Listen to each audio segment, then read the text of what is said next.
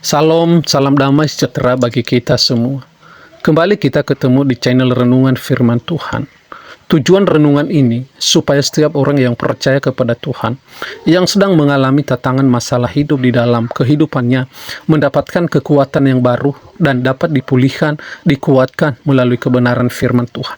Itulah sebabnya channel ini hadir bagi kita, supaya bertujuan bahwa kita tidak putus asa dalam setiap persoalan masalah yang kita alami. Bahkan, kita juga mengerti bahwa di dalam persoalan itu ada Tuhan yang selalu menyertai dan memberikan kekuatan kepada kita.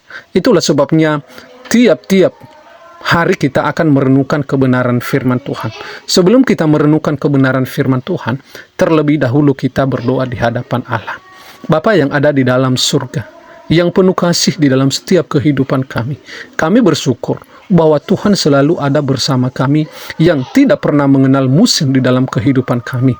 Itulah sebabnya kami sebagai anak-anak Tuhan yang tetap percaya di hadapan-Mu, kami serukan di hadapan-Mu, berikan bagi kami roh-Mu, berikan bagi kami kekuatan, sehingga semasa kami ada di dalam dunia, kami layak dikatakan bahwa anak-anak Tuhan, karena kami mampu mempertahankan iman kami di hadapan Tuhan. Terima kasih Bapa, berikan bagi kami roh-Mu, sehingga kami mengerti, memahami, dan kami tahu bahwa selalu ada Tuhan bersama-sama dengan kami. Terima kasih Bapa. Inilah doa dan permohonan kami. Dalam nama Tuhan Yesus kami berdoa.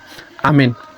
Renungan kita pada saat ini kita ambil di dalam kitab Markus 5 ayat 25 sampai 34. Adalah di situ seorang perempuan yang sudah 12 tahun lamanya menderita pendarahan. Ia telah berulang-ulang diobati oleh berbagai tabib, sehingga telah dihabiskannya semua yang ada padanya. Namun sama sekali tidak ada faedahnya, malahan sebaliknya keadaannya semakin memburuk. Dia sudah mendengar berita-berita tentang Yesus, maka di tengah-tengah orang banyak itu ia mendekati Yesus dari belakang dan menjamah jubahnya. Sebab katanya, asalkan kujamah saja jubahnya, aku akan sembuh. Seketika itu juga berhentilah pendarahannya dan ia merasa bahwa badannya sudah sembuh dari penyakitnya. Pada ketika itu juga Yesus mengetahui bahwa ada tenaga yang keluar dari dirinya. Lalu ia berpaling di tengah orang banyak dan bertanya, "Siapa yang menjamah jubahku?" Murid-muridnya menjawab, "Engkau melihat bagaimana orang-orang ini berdesak-desakan dekatmu dan engkau bertanya, siapa yang menjamah aku?" Lalu ia memandang sekelilingnya untuk melihat siapa yang telah melakukan hal itu. Perempuan itu yang menjadi takut dan gemetar ketika mengetahui apa yang telah terjadi atas dirinya, tampil dan tersungkur di depan Yesus dan dengan tulus memberitahukan segala sesuatu tentangnya. Maka katanya kepada perempuan itu, "Hai anakku, imanmu telah menyelamatkan engkau. Pergi dengan selamat dan sembuhlah dari penyakitmu." Tema kita, kekuatan iman yang dapat menyembuhkan. Kekuatan iman yang dapat menyembuhkan.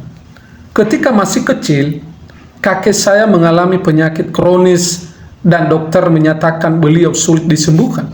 Saat itu keluarga mulai mencari pengobatan alternatif seperti ramuan herbal, kuasa gelap, dan lain-lain sebagainya.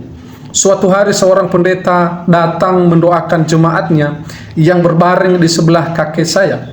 Saat itu mama saya yang belum percaya memberanikan diri meminta pendeta tersebut mendoakan kakek saya. 2 minggu kemudian kakek saya berangsur pulih dan sejak itu mama saya mulai menaruh iman kepada Yesus. Tentu hal ini tidak terjadi setiap kali seorang pendeta berdoa. Namun yang ingin saya tekankan adalah mengenai iman kepada Yesus. Ketika dalam perjalanan menuju rumah kepala rumah ibadat, Yesus merasakan adanya tenaga yang keluar dari dirinya, sehingga dia berpaling dan memandang sekeliling untuk mencari siapa yang menjamah jubahnya. Seorang perempuan dengan takut dan gemetar tampil dan tersungkur di hadapannya, lalu menceritakan segalanya kepada Yesus. Ia mengalami pendarahan selama 12 tahun dan telah menghabiskan seluruh miliknya untuk melakukan pengobatan yang tidak mendatangkan kesembuhan sama sekali. Ketika ia mendengar mengenai Yesus, ia beriman bahwa jika ia menjamah jubah Yesus, pasti ia akan sembuh.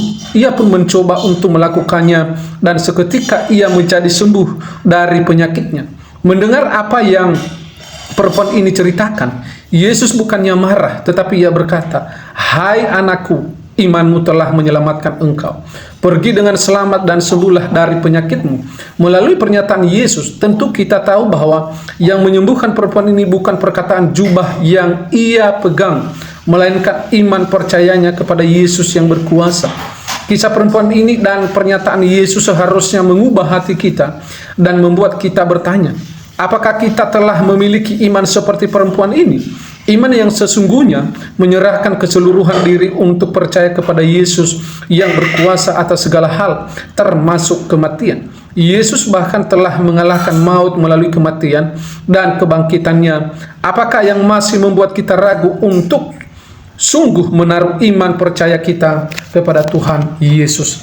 Bapak, Ibu, dan Saudara yang dikasihi oleh Tuhan Yesus Kristus, ini adalah ajakan bagi setiap kita yang selama ini kita ragu-ragu terhadap iman kita kepada Tuhan Yesus atau kepada Allah.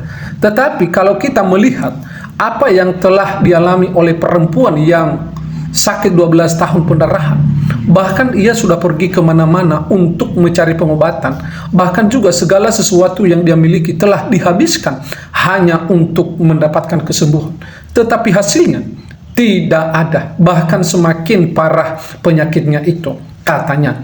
Tetapi kita belajar melalui ini bahwa memang kita sebagai manusia tentu ada usaha untuk mencari bagaimana supaya kita sembuh atau keluar dari persoalan. Tetapi ingat, kepada siapa kita harus percaya, kepada siapa harus kita datang untuk meminta bantuan supaya kita ini dapat jalan keluar dari peristiwa yang kita alami.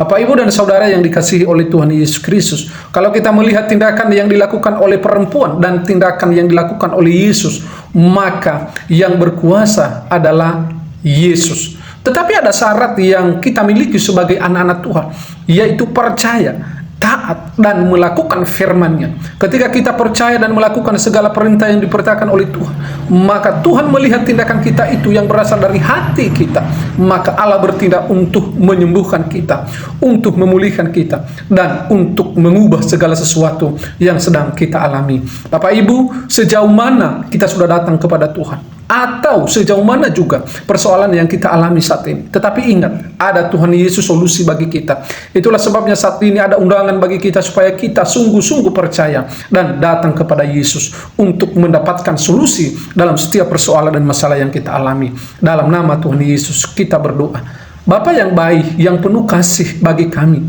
mengucap syukur buat firman-Mu yang mengingatkan bagi kami bagaimana kasih dan bagaimana tentang tindakan yang dilakukan oleh Tuhan kepada kami ketika kami percaya dan mengimani bahwa hanya Tuhan saja yang dapat melakukan segala sesuatu. Itulah sebabnya Tuhan, kami datang di hadapan-Mu saat ini. Berikan bagi kami iman sehingga kami tetap beriman dan percaya kepadamu, Tuhan. Terima kasih Bapa. Inilah kerinduan kami. Dalam nama Tuhan Yesus kami berdoa. Amin. Demikianlah renungan firman Tuhan ini. Semoga Bapak Ibu dapat diberkati. Jika Bapak Ibu diberkati melalui renungan ini, silakan like, komen, dan subscribe. Atau tinggalkan pesan-pesan di kolom komentar. Atau juga pokok-pokok doa yang bisa kami doakan bersama-sama. Terima kasih. Tuhan Yesus memberkati.